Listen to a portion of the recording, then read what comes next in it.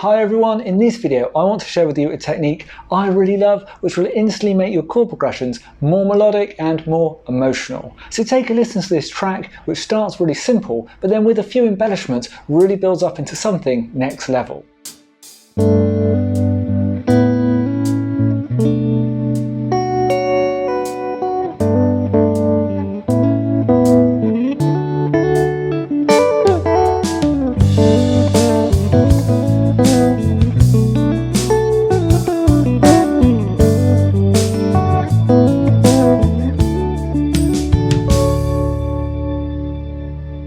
So let's break down what we were seeing there. And we're going to be in the key of D major here and really focusing on these major chords. And the chords I were using were G to A and then to B minor first time round, just so I can show you what we can do on a minor chord, and then G to A and then resolve back to the D.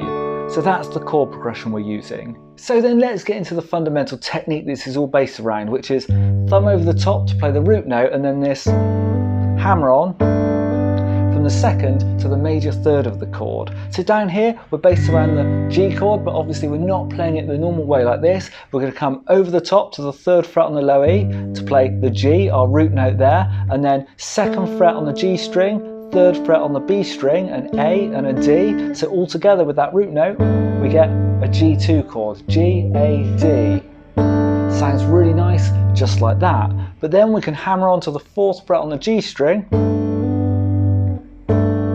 which gives us some movement, changes this A up to a B, which is the major third in a G chord. So now we've got these three notes, which you'll see just come from the G chord as normal, but coming into it with this hammer on gives it a whole new dimension, gives it a lot more of an emotional feel. So with the track you saw me start really simply just playing through these hammer-ons. So on the G chord there, same again, everything the same but 2 frets up on the A chord and then into the B minor chord. So let's just talk about what I'm doing on the B minor there. We can do exactly the same with the thumb over the top to play that B there, the root note of the 7th fret, but then the rest of the chord we can bar all of these top 4 strings at the 7th fret, giving us a B minor 7, just making sure this A string's being muted out. And then I played a little embellishment like that, just coming up to this C sharp, 2 frets up on the high E to bring in the 9th of the chord there, add a bit of extra sophistication.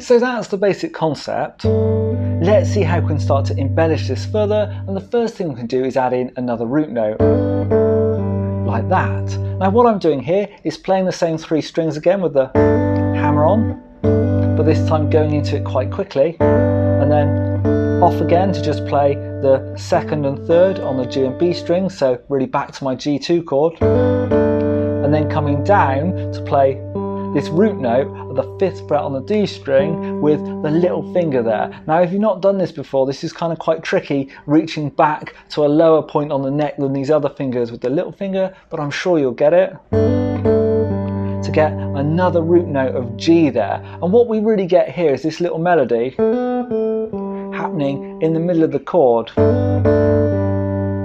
Quite cool, right? So G, A, D, and then a little fill on the end there. I'm just playing 10th fret on the B and high E strings together with a hammer on and off to the 12th on the B string, and then 12th fret on the G string there, and then exactly the same but this time starting at the 5th fret, like so.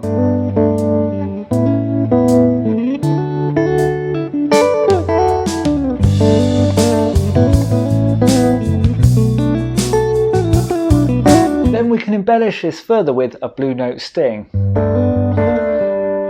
So this is quite a tricky one. The first time round we're going to play the normal hammer on to the major third, but then we're going to play again, but this time just play up 1 fret on the G string, so slide up to it whilst keeping the other notes in the same place and slide back down.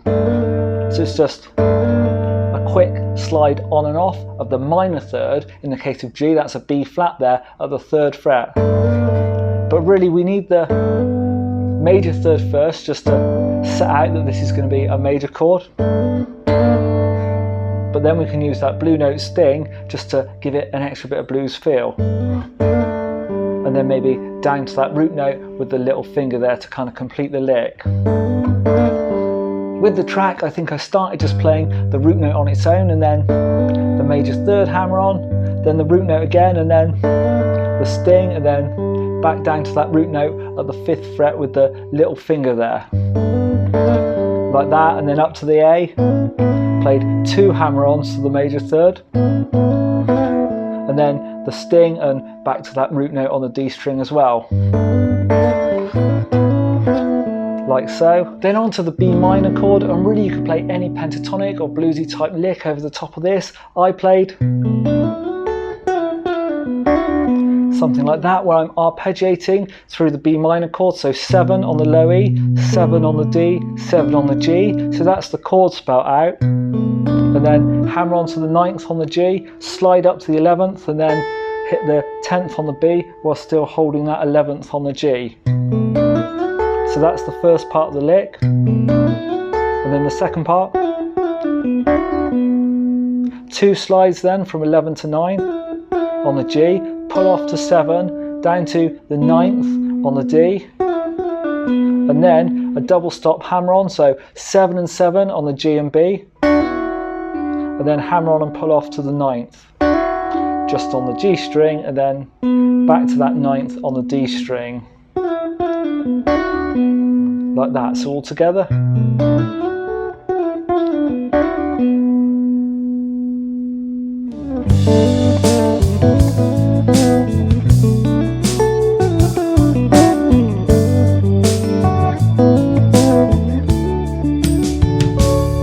Then the final embellishment we'll look at is adding in the major 7th.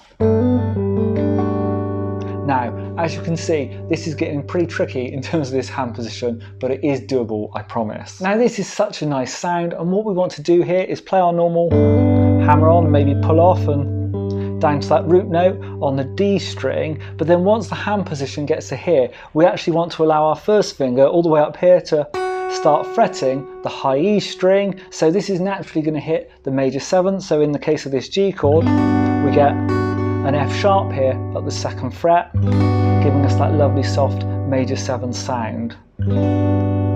Now, obviously horrible hand position, quite hard to get this really clean. Now you can either play it so you've still got this A here at the 2nd fret on the G string, giving a D over G kind of sound, or you could hammer back onto the B at the 4th fret there on the G string, giving more of a straight G major 7 type sound. In the track I played it as that over the G with that 2nd fret on the G string there. Then over the A chord I didn't use this technique because we don't really want an A major 7 chord in the key of D, so I used that blue note sting again, and then ending on the D chord